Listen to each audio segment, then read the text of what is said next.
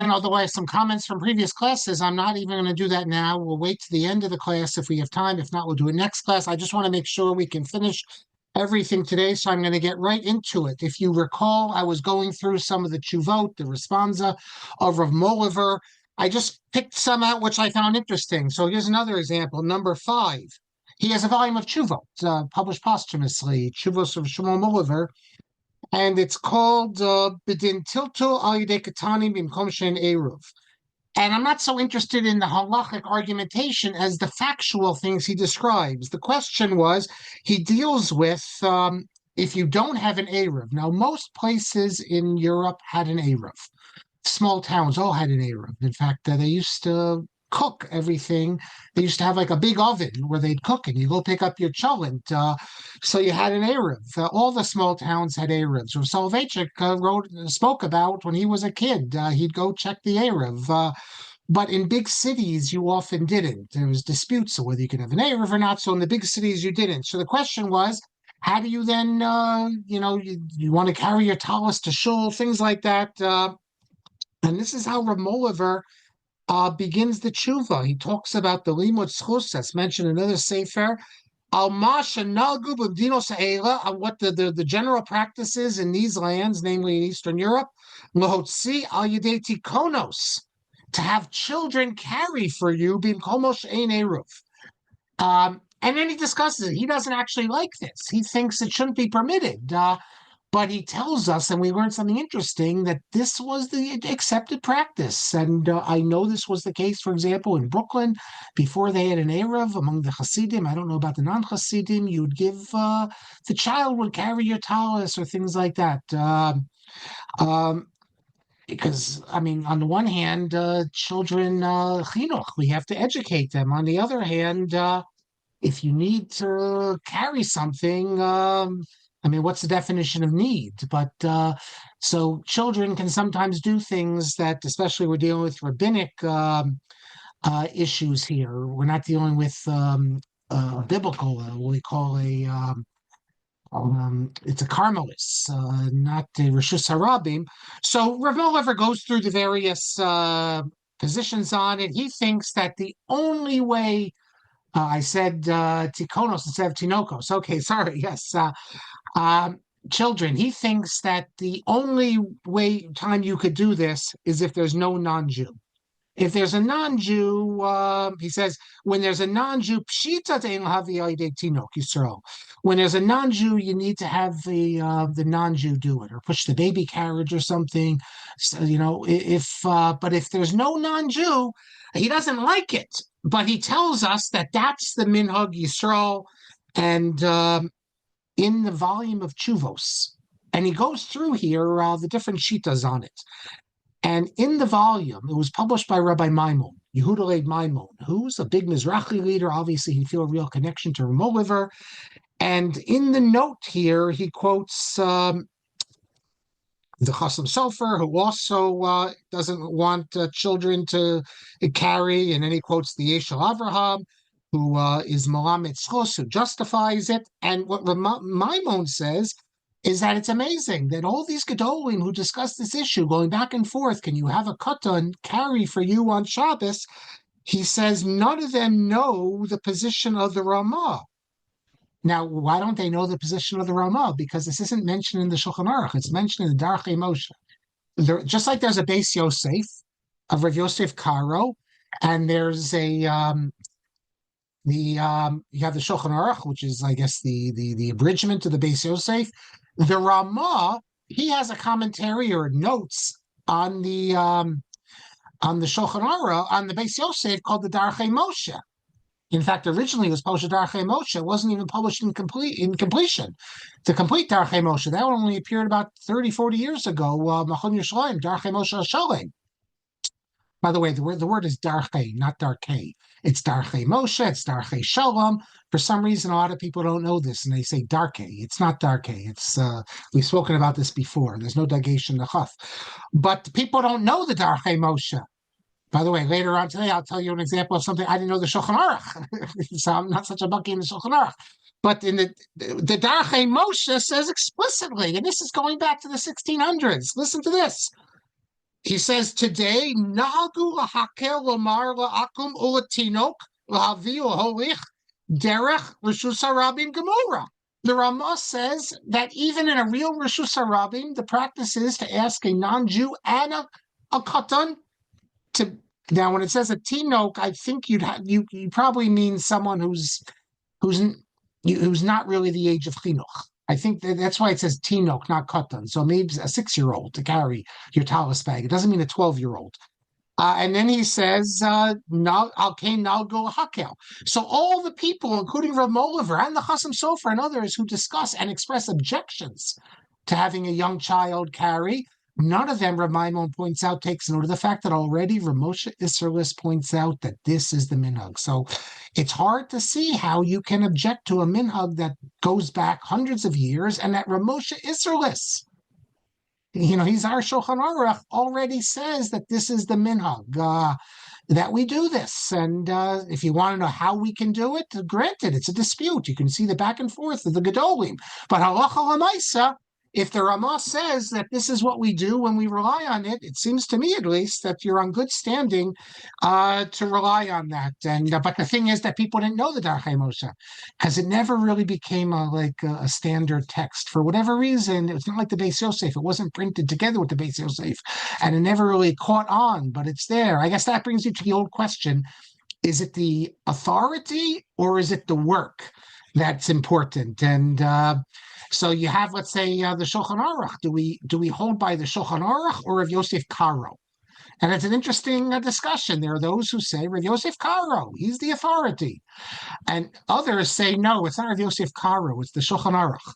So therefore, the fact that Rav Yosef Karo says something in his responsa doesn't matter. And when they say it's not the Shulchan Aruch, it's the Beis Yosef. So much so that in Morocco, the idea was that you accept the Beit Yosef and the Shulchan Aruch; they're the same thing. But we don't accept the Ben HaKabayis. That's the notes of Rav Yosef Karo to his own work, the Beis Yosef, in which he retracted some of the things that we don't accept. So that's an interesting topic, but we see that there is what to rely on. And this was a common practice that young children, when I've seen it myself, they would give little young children, let's say, they carry the talis bag. That is different than the practice you would have, for instance, you might even have it today. Some of you in Brooklyn can tell me, where the men won't carry or push the baby carriage, but the women will. That's a different issue. No one is telling the women, let's say in the Hasidic communities where they accept the Eruv, no one is saying that the Eruv's no good, but the women, they can carry. No, women are obligated also in that. But it's that the men want to be more pious.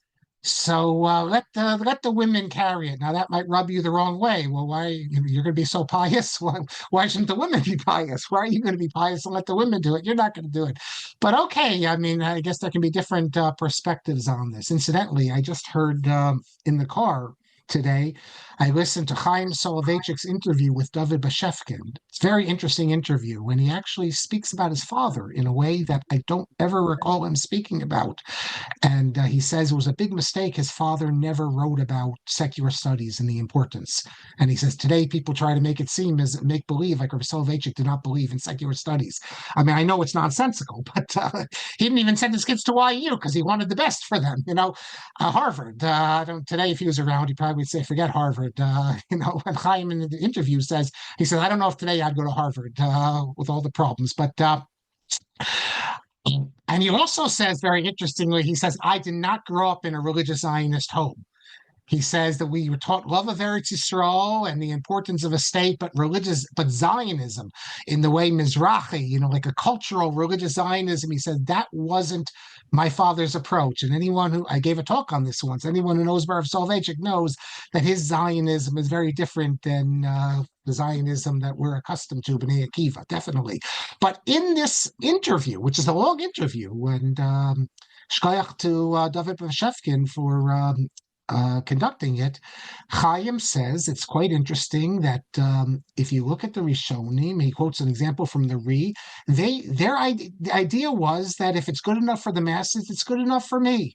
that you have great Rishonim who felt this way, and they didn't feel like they needed to be better than if it's halacha is that it's okay for the Hamonam, then that's for me. I don't need to be better than everyone else, which is very different than what the conception today that you're supposed to, be a Baal Nefesh, go beyond the letter of the law, things like that. But okay, so that's Siman Hay. Okay, I could spend a lot more time. There's a lot of things to discuss, but I just picked one more tshuva because I want to say some other things as well. And that's Siman Vav. And the title of it, Bidvar Shelas HaShabbos Australia. It's the dateline question. Well, what day is Shabbos? Really, Australia, Japan is really the issue so much so that we think about, not so much Australia. As far as I can't remember now, but I think I don't think it was an issue of in Australia for the Chazon Ish. But okay, I have to check on that. We think in terms of Australia. I'll check on that later. So why does he discuss this? Well, he discusses it for the simple reason that there was a man named Slonimsky. Let me show you his picture. Hold on a second here. There was this a Jewish scientist, believe it or not, to get my share with you here. His name was Chaim Zelig Slonimsky. Take a look at his picture. Obviously, a Shomer Shabbos. And he was a Talmud Chacham, and he was a scientist. He got himself in a lot of trouble because he wrote a famous article stating that when Chazal spoke about the nace, so the Pach HaShemen on Hanukkah, they didn't mean it literal. It was meant to teach lessons and things like that. And so he was also a scientist, though. Not only was he a scientist, apparently he could have been the one to invent the telegraph. Now, why do I say this? His grandson, who was a goy, his children assimilated, Nicholas Slonimsky, but who was very proud. His grandfather was Rabbi Chaim Zelig Slonimsky. His parents became Christian, as it says here, and he was baptized. So actually, he was Jewish because his mother would have been Jewish, although they converted. And he wrote an article in Commentary in the 70s. You can see it online. My grandfather invented the telegraph.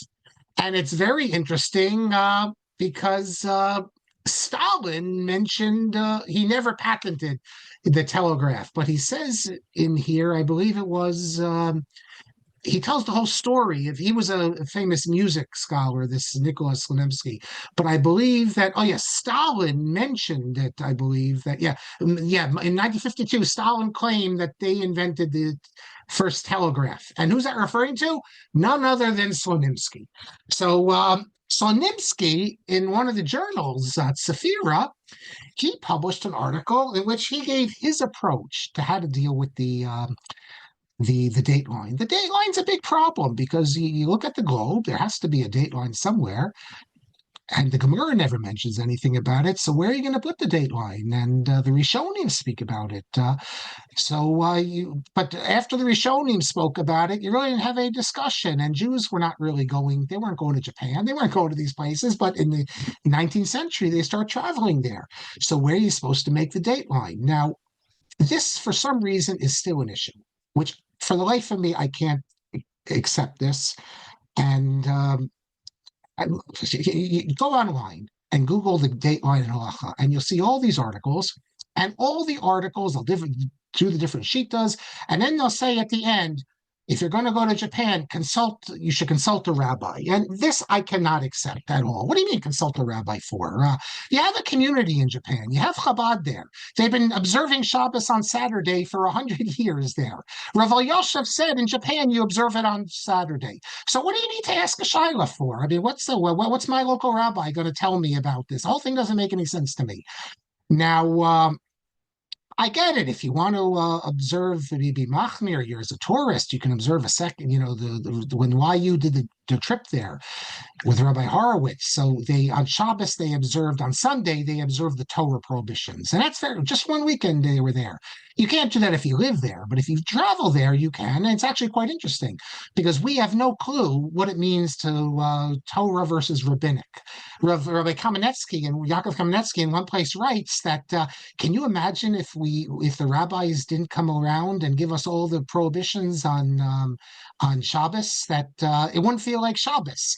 This guy wrote a book, A Living Biblically. He lived for a whole year. It was a bestseller, just, biblical laws. But if you just did Shabbos with Torah laws, it would feel very different. So I guess there's something to say for that. But I was in Japan early this year. You do like everyone does. You do what the local Rabbanim there say to do. But and I'll even go further.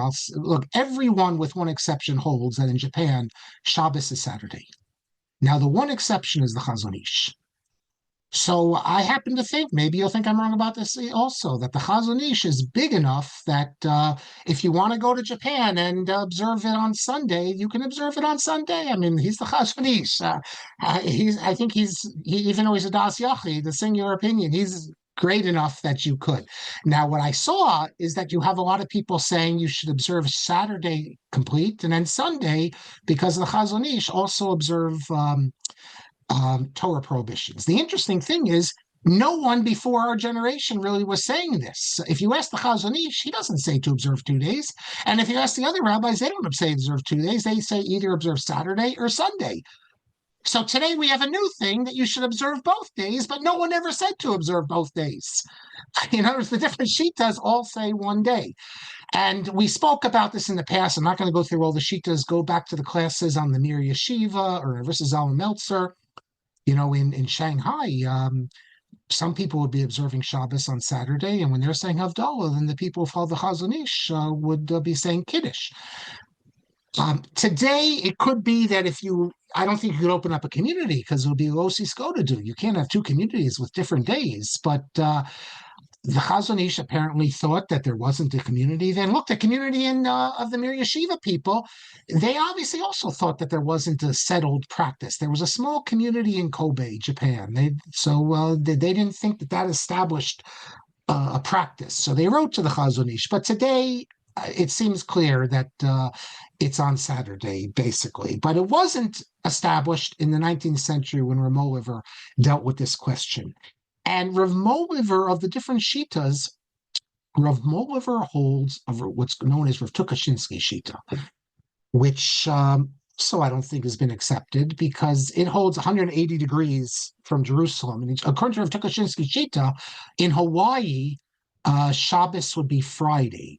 Not Saturday. I think basically everyone just observes what Chabad does, what the local community does, and that's what C. Pesach Frank or Zalman Meltzer, apparently his shita, that whatever was accepted in the world, that's the dateline. Rav Mohilever thinks that in theory, he says, if we could start from the beginning and we can just establish it, we would establish it the way that Rav Tukachinsky has it. He doesn't mention Tukachinsky; he's before him. He says, if everyone was before us together at one time, we would establish it 180 degrees from Jerusalem, and he gives all the reasons. But that's not what happened.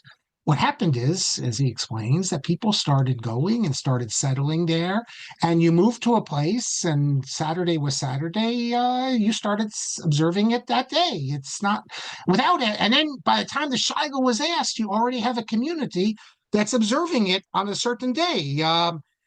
And he says, so that the way to work this is that when the two sides, those traveling east and those traveling west, would meet, you'd have to establish it there, the date line. And he gives what he thinks is, he says that's Makom HaPkisha. By Mizrach, by Marav, he says that's where you have to establish it, where they finally met. I don't know how you figure that out anyway, but I guess that would be the equivalent, maybe perhaps, of what Rav Pesach Frank says, that wherever the international community establishes it. halacha l'maisa, what he says is, and becomes important, is he says that once you already have people observing Shabbos in a certain place, you cannot change it. That's what he says. And in fact, the rabbi of Chortkov, who he responds to, who also all these people wrote in response to Sonimsky, he wanted to change the Shabbos. Now, I don't know if the Chazon Ish wanted to change the Shabbos, because he might have said there really wasn't a community there. The people in Kobe, Japan, this small group, they come in the early part of the 20th century, and a psak was given to them from Rav Kisilov, who was called the chief rabbi of the Far East. We spoke about him in the past as well. He was in Harbin, and he said to observe Shabbos on Saturday. But this was a small community in Harbin, and it's not like the whole country was observing it on Shabbos. So I'm not sure if the Chazon Ish would have given his psak if you had a real community, a large community of Shomrei Shabbos. He might have assumed, especially remember, he was asked the question from the Shanghai people before they're in Shanghai, when they're still in Japan. The people in the Mir Yeshiva didn't assume that this was already established. It's one little shul of Jews, most of whom were in Shomer Shabbos. They might have assumed that that doesn't really establish a practice. But Rav Mohilever says once in any place where Jews are established, when it's already established that that's Shabbos for them, he says, no rabbi, Shum Rabbi has the authority, Chalila, to change the Shabbos. So basically, Rav Mohilever's position after the fact is the position which becomes identified with Tzvi Pesach Frank, and at least attributed to Rav Yisrael Meltzer, that whatever the world established as the dateline and people started practicing it, even if it shouldn't have been, that has to be what you establish today. Now, Tzvi Pesach Frank said the Gemara knew the world was round, and they don't say that there's a dateline. And if you know the world's round, there has to be a dateline. What that means is just like if you're lost in the desert and you don't know what Shabbos is, you count 6 days, and the 7th day is Shabbos.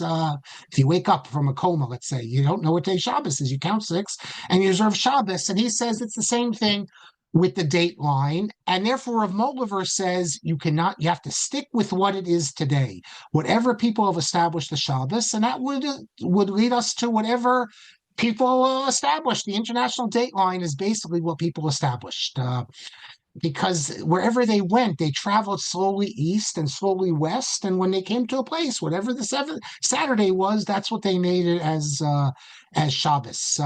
Now, this idea, asur, forbidden to change the Shabbos, when the Mir Yeshiva sent the telegram, and by the way, they didn't send the telegram just to the Chazon Ish. They sent it to Rav Herzog. They sent to a number of different people. I'm not sure why. Again, it's an example. If you're going to ask a shaila, ask one person. Why did they ask the shaila to a bunch of rabbanim? The language that Rav Herzog called a whole group of Talmidei Chachamim in Jerusalem, the Chazon Ish refused to go. He thought that this is not an issue that you take a lot of Talmidei Chachamim, because really most Talmidei Chachamim don't understand this issue. But Rav Herzog, in the language they use when they sent the telegram back, the language was, the language, they told him what day to fast, but in the explanation, Rav Herzog and his people said, asur, it's forbidden to change the day of the Shabbos. In other words, in Japan, there already is a day that they're observing Shabbos, and therefore you can't change it. And that's Rav Mohilever's position, that you don't change the day of the Shabbos. So he's one of the first people to write about this. In fact, I don't know if I saved it here, but in response to Sonimsky's article, you had a number of rabbis in the 19th century who dealt with this issue. And, it's very difficult. I tried for a long time to understand this. It's very difficult to grasp this whole thing of a dateline. I believe Bill Gewirtz in his classes on Torah Motion, you can look it up, a couple of years ago, dealt with the dateline. There's, I think, a 3-volume work by Rabbi Mordechai Kuber. I know the name because his brother was my neighbor for a number of years, all on the dateline. But it's very difficult, very difficult subject. Rav Herzog, who is an expert in science, says that it's very difficult to understand this thing. But so Rav Mohilever really is one of the early ones to deal with this. Let me move on. I wanted to share a number of things, but there really isn't time, so I'll just pick a few of them. There's a sefer that came out after Mohilever's death called Sefer Shmuel, as in Shmuel Mohilever, and it records what remain has writings of his that were not burnt in the fire. And there's a couple of things I want to tell you what it says in this book. One of them, if you look page 126, 127, Rav Mohilever wrote about the idea of sacrifices, karbonos, and he points out something interesting. Obviously, he mentions, the Rambam's position that sacrifices were the people were attached to this form of non-Jewish worship, and therefore the Torah, I guess, compromises with them and allows them to their desires for sacrifices to direct it in a positive way. That's the Moreh Nevuchim. You don't see this in the Mishnah Torah, and you don't see this in the Parasha Mishnah. The Parasha Mishnah, it says in the Mishnah, the world stands on three things. One of them, the tefillah, that's the karbonos. But in the Moreh Nevuchim, he has a different perspective. It seems that it's sort of like not the best way of doing things, but it's a tolerated thing. Although, just like if you take a rock, a stone, and you declare it hekdesh to the base of Mikdash, and now is holy, so too sacrifices become holy for the Rambam. And the Rambam was, of course, criticized on this. The Abarbanel points out that this position of the Rambam is actually found in the Midrash Rabbah. And Mohilever mentions this. But then Mohilever raises an interesting question. He says that the old issue, the criticism of Rambam. Well, what about the fact that you have sacrifices? Look at the Cain and Hevel story of sacrifices. Look at Noah. This is before pagans, or you're not going to assume that they're doing it for pagan reasons. Rav Mohilever explains very interestingly the Rambam's position, and he also is able to explain remember it says in the prophets, which prophet is it? Hosea? I forget which one. Yeshaya. It says, in the days that no, maybe Amos, I forget now. In the day that you came out of Egypt, it says, I did not command sacrifices for you. What does that mean? I didn't command sacrifices in the day you came out of Egypt. That's it's explicit in the Torah to do sacrifices. So, the biblical critics like to point out, they say, well, this shows that the prophets were opposed to sacrifices and all that. But of course, we can't accept that idea. But what does the pasuk mean? How could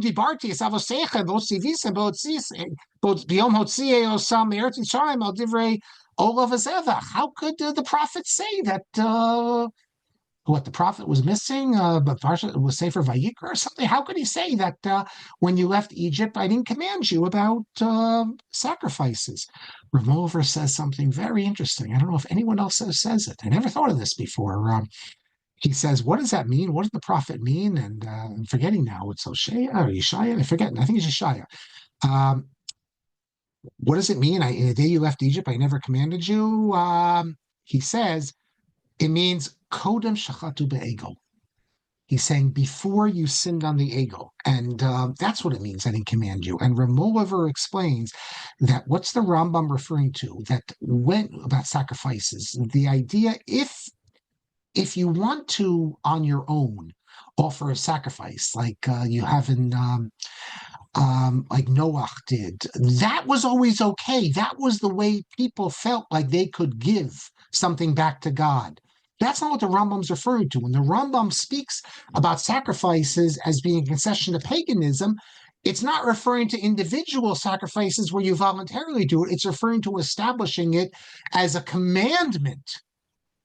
And that makes perfect sense here. What does it mean when the prophet says, I didn't command sacrifices before you sinned with the egel?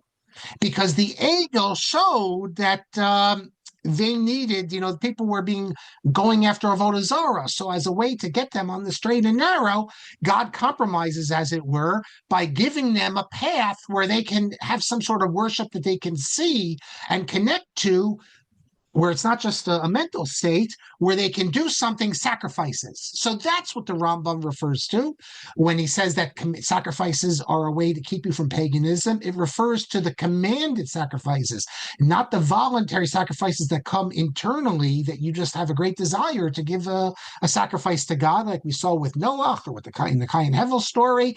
And that also explains beautifully the whole story. What is the prophet saying? I never commanded you when you came out of Egypt before the Egel, because you weren't going to have sacrifices commanded before the Egel. All you would have is if on your own, as a nadava, as you wanted to, as a way of giving something to God, of showing your appreciation, then you could do it, but it would be voluntary.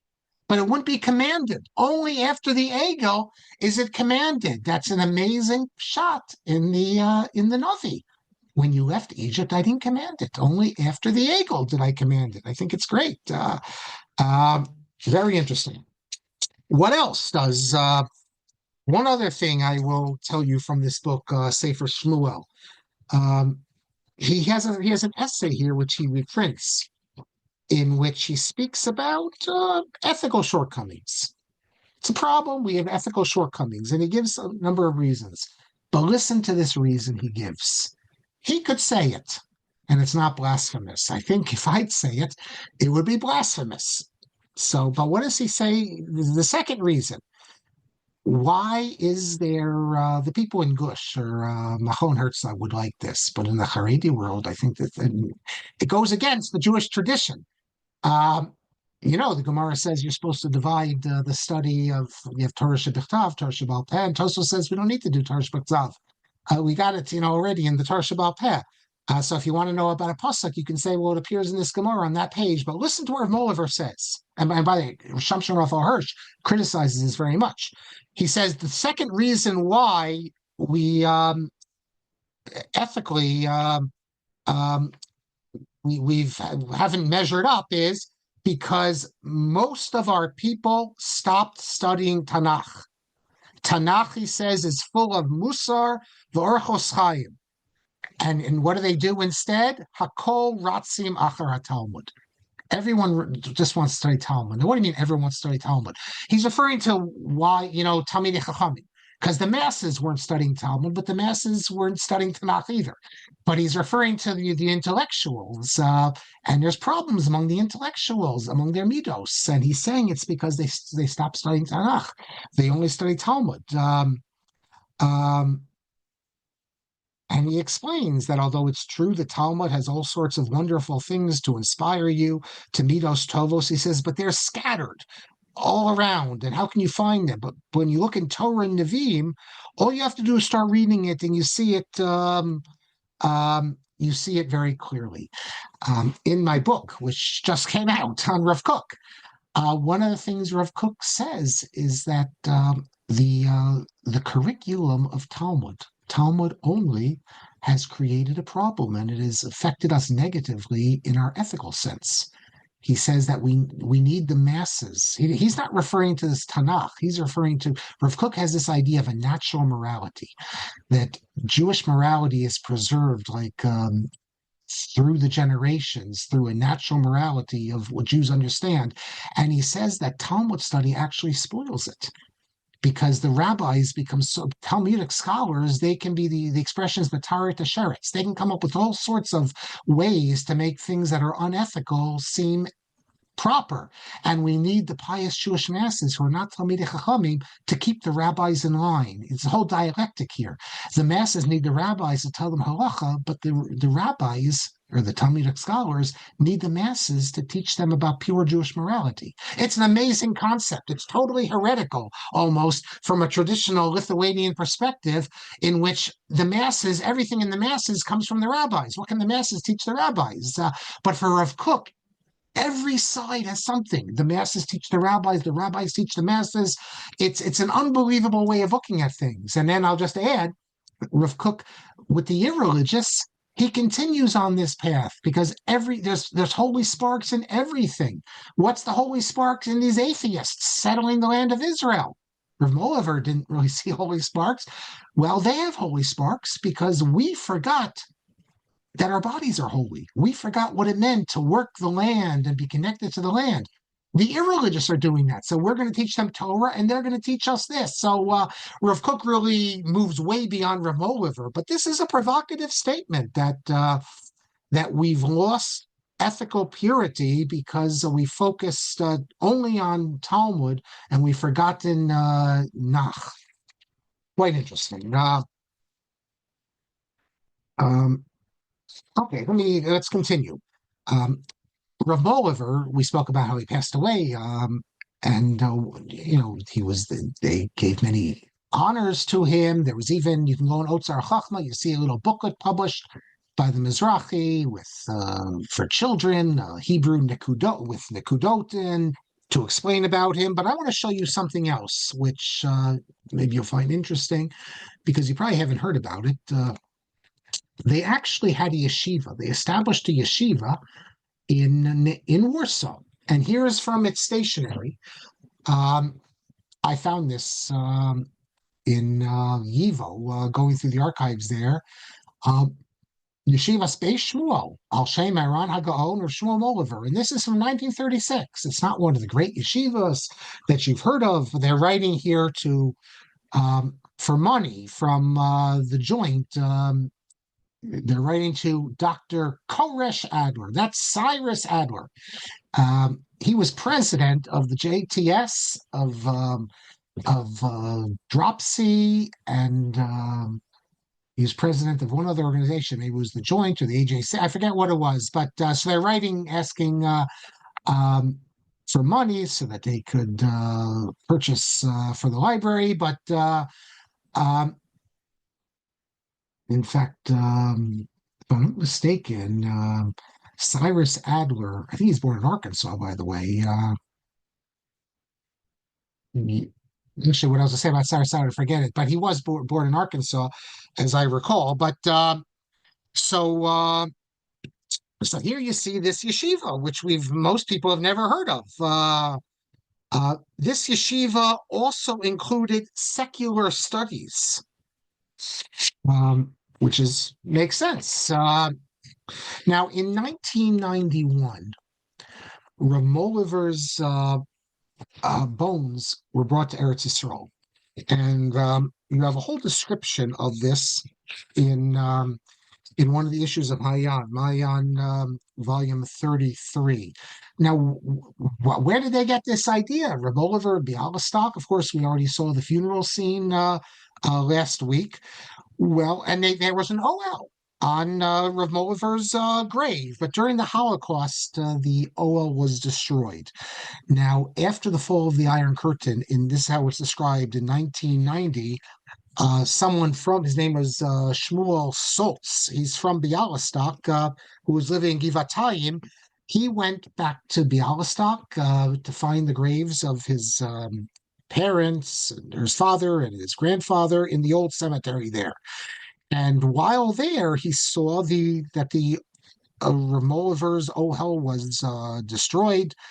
And when he came back, he wrote an article in Hatzofer, that's the religious Zionist newspaper, describing his trip to Poland. In those days, who was going to Poland? It was a biggest story, what you saw. And the article in Hamayan continues that in response to this, the rabbi of Maskeret Batya, if you remember Maskeret Batya, we spoke about it. That's one of the early settlements that Baron Rav Mohilever was very involved with, getting the money for. Baron Rothschild gave the money for it, and the whole book about it. We went through all this, so it has a real connection to Rav Mohilever. He suggested, the Rabbi Zalmanovitz, the rabbi there, the idea of bringing the bones of Rav Mohilever to Israel and burying it there in Maskeret Batya that he was so connected to. Now, this is the old question: do you bring the bones or not? Rav Moshe Feinstein is a tshuva saying no, you don't do that, because the people they're buried there. They want it to be buried there, although. Actually, he doesn't say that. He says they're buried there, and if you take it he was asked about Moses Montefiore, and Montefiore, he set up a special place for himself, so it was clear that's what he wanted. But others, he said, other tzaddikim, what, you're going to take one, you take Mohilever, what about all the other gedolim? What? And so Ramosha says to leave it there. If, however, it's a time where it's going to be dangerous and to the graves that they're going to anti-Semites, that's a different story, which would be the case in Poland, I'm sure. But the truth is that the graves, it's big business now. These tour companies, they take these trips to see all the Kavarim, and no one wants to bring them to Eretz Yisrael. Rav Ovadia Yosef, however, rules that if you can bring him to Eretz Yisrael, you bring him. Granted, you can't bring everyone, but whatever you can bring, you can bring. If people feel a connection to a certain tzaddik and they want to bring, he says you can. So Mohilever was a great lover of Eretz Yisrael, so it makes sense that he should be brought. And in this took place in 1992 in Kislev, or in actually the end of 1991. You can go online and you can see, in fact, because there's a great museum, a nice museum in Maskeret Batya. For a Mohilever, and they have a nice website. And if you go on there, you can watch the video of the speakers there, Rav Mordechai Yahu, Chief Rabbi of Israel, and Rabbi Lau, who was at the time Chief Rabbi Tel Aviv. They have videos of the whole ceremony. And the Hespedim you can watch, Rav Mordechai Yahu's Zvu and Hammer, Rav Neria, Roshi B'nai Akiva, Rabbi Lau. So it became a big, and they had a new Ohel which they established. So it became a whole big event there. And if you want to visit the kever of Rav Mohilever, it's very fitting that it's right now you can find it in Maskeret Batya. And you can go to the Hebrew, if you want to find the museum, go to the Wikipedia page, the Hebrew Wikipedia page for Mohilever, and you will find it, the link to that. Now, I see that we have some time left, so I just, let me get to the things that I wanted to say at the beginning of class. There's still other things I want to say, but I'll save till next week after the first class. I'll get to it, but just a few things relating to the last class. The first one is... about a couple of you emailed me, and one of you also put a text in the class last time about the question, why the Rambam has the laws of mourning, either Hilchos Avel, mourning, or Avel, laws of a mourner. As I mentioned, there's different ways of doing that, of pronouncing it. Of all places, the last book of the Mishnah Torah, Sefer Shoftim. And a couple of you pointed out that in this great book by Moshe Halbertal, he discusses it. And indeed, page 236 and on, he raises the question, why out of all the things would it be there?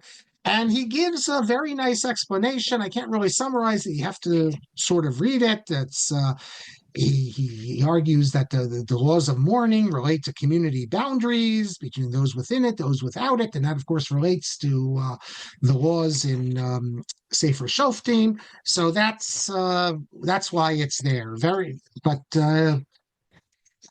Look, it's as good as any other reason given. I'm still waiting, by the way, for someone to tell me why Shulchan Aruch, Mezuzah, and Avelos, and all these, why are they in tzedakah, why they're in Yoredeah, not in Orach Chaim. I haven't come up with a good one for that yet. The other thing I want to call your attention to, or two other things, we discussed Aver Hayarden. Now, it's amazing how these things work. Hashgacha Pratis, perhaps, but in Rabbi Mazuz's column last week, he discusses Aver Hayarden.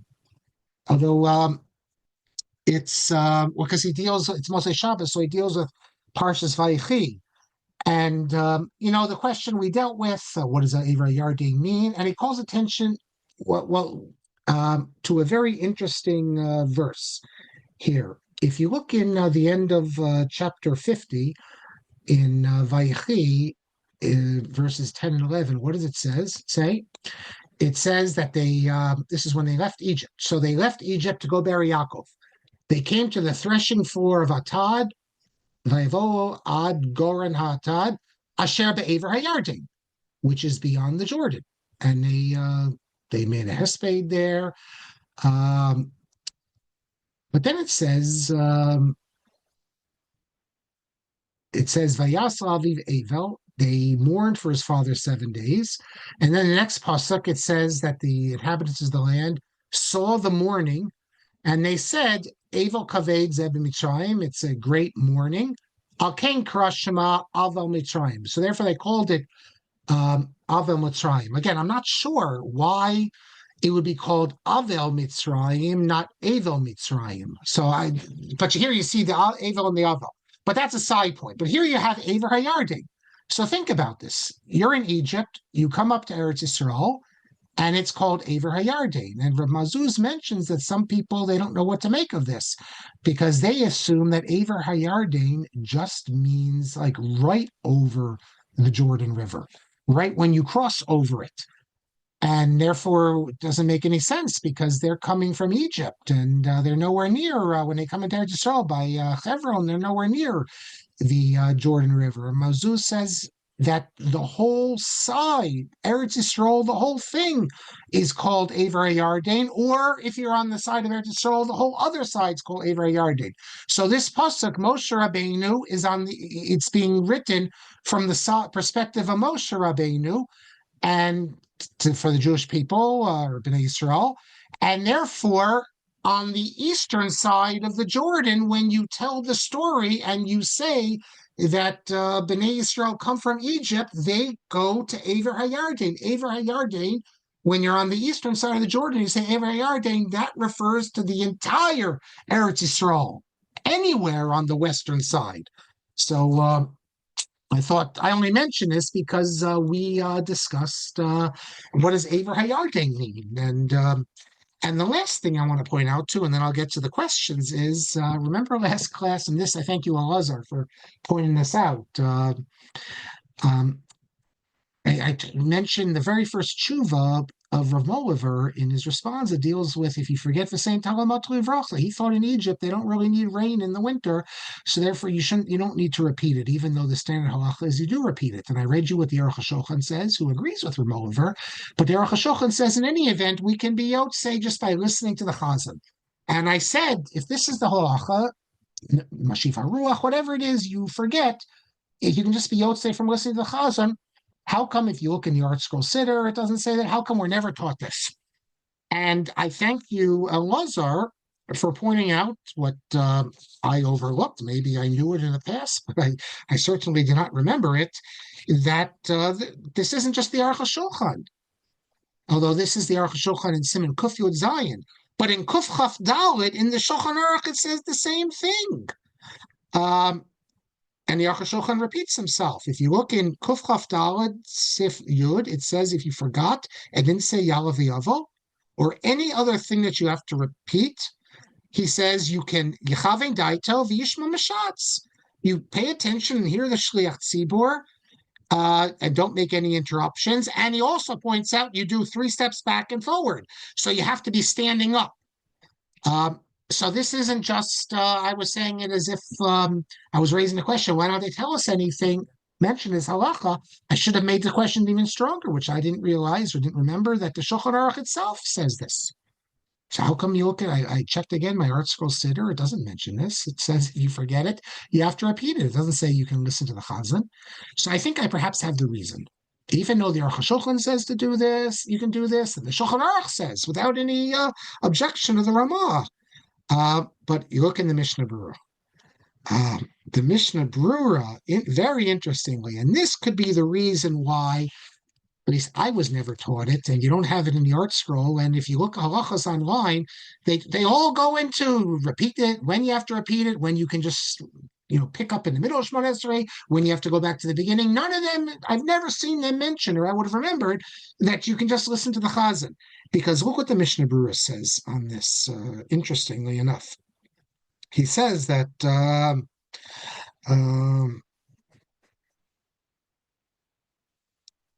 where does he say it here? Hold on a second. Oh, it's in Yud. Okay, I think this is what he says. He says that he explains that the Shliach Tzibur can be motziyu, even though originally the point of the Shliach Tzibur was for people, we repeat Shemona Esrei, if you didn't know any better, and you couldn't read it. But he says it would still apply to everyone today. But he says, I am the Achronim. Look at the Achronim. He doesn't tell us which Achronim. He says Achronim, who says it's better to daven yourself. Why? He says today we don't have a lot of kavana. This idea that we don't have a lot of kavana, we see it other times. He says at the end of the day, most people, how many of us are actually going to be able to stand there and actually focus, listen to the chazan, every single word in every paragraph? Our mind's going to start wandering. We're going to start thinking about other things. And therefore, we're not going to be Yotzei. So the Mishnah Berurah says, the Achronim say that it's better for us to do it ourselves because otherwise, Shema Lavovo, he says our heart's going to be turned in a different direction and we'll miss a word or two. And then he quotes the Bach, who says that if sometimes you have chazanim who swallow words, and therefore we're not Yotzei. So I think that's the reason why it became the practice, because it's very hard for us to focus. And then he says something also really interesting, I think, is that he quotes he says that today, another problem, he says, Ha'inna, he says, certain chazanim, when they repeat the Shemona Esrei, they say modim in the repetition, balachash, quietly. You've seen that sometimes? They'll say modim, and the Kehillah is saying it, they're modim. And next thing you know, the chazan starts saying it out loud, but the first few lines he said quietly. You're not supposed to do that. You should wait, 5 seconds or so, then let the people start saying what they're saying, or 10 seconds, and then you repeat modim. You're supposed to say modim out loud, every word. But already we see that the Mishnah Berurah mentions, we're talking over 100 years ago, there already was a practice where the chazanim would quietly, they say modim nachtolach, and then they pick up a few lines later, and if they do that, then you're not Yotzei either. And he says, and the Mishnah Berurah says, I don't know. I don't know where the Chazonim got this minhag. He says the whole idea is that Chazar Shashatz is for people to be Yotzei who don't know anything. And you can't be Yotzei if you don't hear everything. And that would apply as well to people, if you wanted to follow this, what the Shulchan Aruch says, to listen to the repetition. So, although I have to say, I'm still a little surprised that the Artsville Sitter and others don't say that you can do that, but it's best not to because we have a hard time paying attention. So thank you very much for that, Elazar. Now, I will, let me read the questions and comments here, and I'll just say with this, again, I thank you all for coming to another series. I think this is the 8th class in Mohilever. Fascinating figure. I hope he was illuminating. When we start next class with the Langer dispute, of course, we're going to deal with the greatest dispute ever hitting the state of Israel, but we'll also meet many Gedolim. There'll be a whole, the dramatis personae of all the different Rabbanim of the time, and you'll learn halacha, you'll see some politics, and we'll learn a lot. But let me see what some of the questions are. Jacob says, regarding the machlokes of the authority of Shulchan Aruch rests in the work of the author, there's a third opinion. The authority rests in the methodology of the Shulchan Aruch, namely the majority of the Rif, the Rambam, and the Rosh.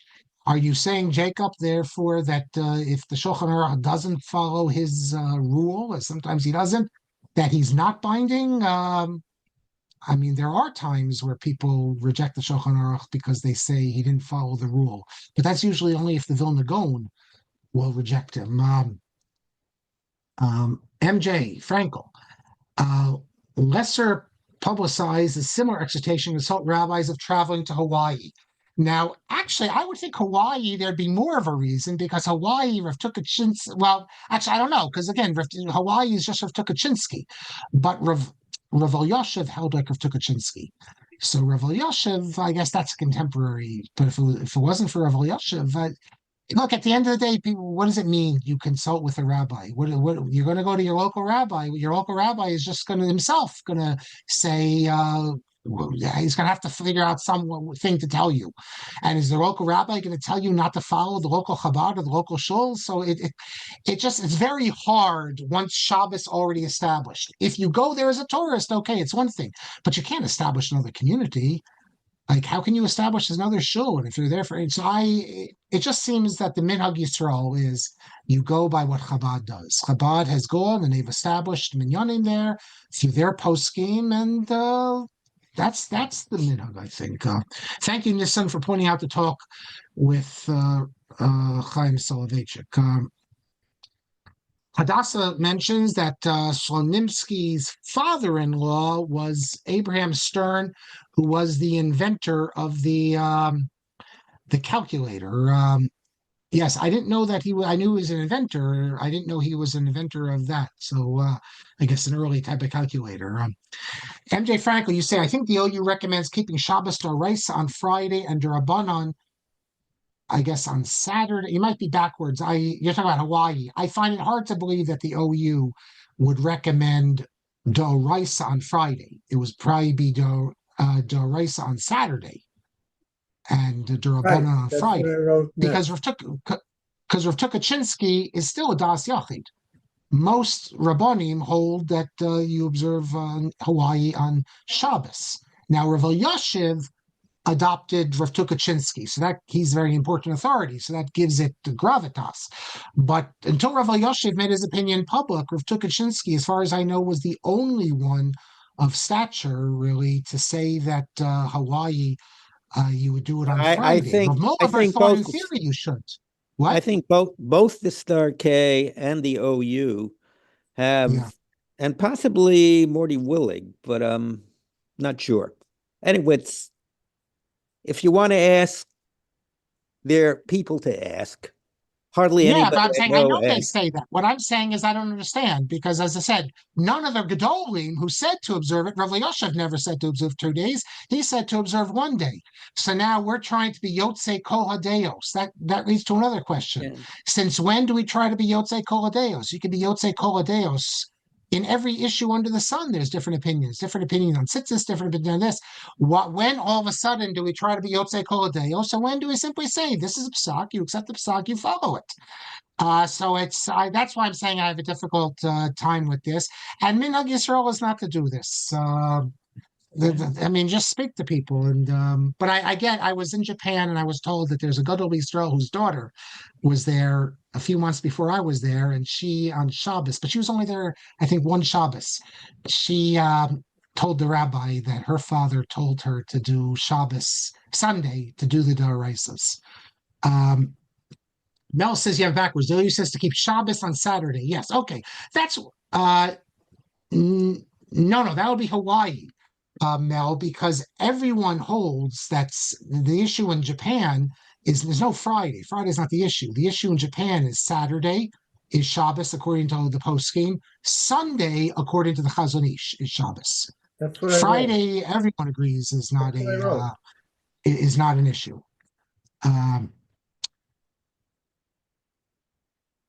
So I'll leave it to the scientists.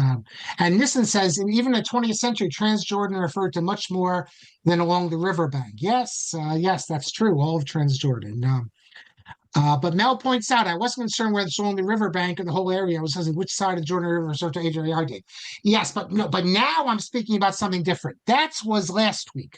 I was talking about Aver Hayardin. But now Rav Mazuz points out that there are people who see Aver Hayardin meaning just as you pass over. And they had a problem. He mentions this, so what's Chevron doing is called Aver Hayardin. And the answer is that everything, all of Eretz Yisrael can be regarded as Aver Hayardain, and the proof is this pasuk that these 2 psukim that we see in in Vayechi. So with that, we come to an end. I thank you all for sharing your Monday nights with me. I look forward to these Monday nights. And Rabbi Kelman's not giving me a break here, beginning next class Right, immediately. you had a And break 2 weeks ago, I 3 did have a weeks break in ago. my sickness, but so I need to keep the Langer classes long enough that by the time we finish that, we'll be ready for the next series, which was Rav Shimon Shkop. And I haven't even started preparing the Rosh Shimon Shkop. So hopefully it'll be more than 2 or 3 weeks because Rosh Shimon Shkop deserves a number of classes. And but take my word for it, we will have a fascinating time looking and the issues in the Langer dispute, quite apart from the historical interest, the issue of what makes a conversion. And can conversions be revoked? And the historical ironies of who was revoking a conversion and who was saying they can't be revoked, and uh, and the different gedolim we will meet, and information which has only been revealed in the last few years.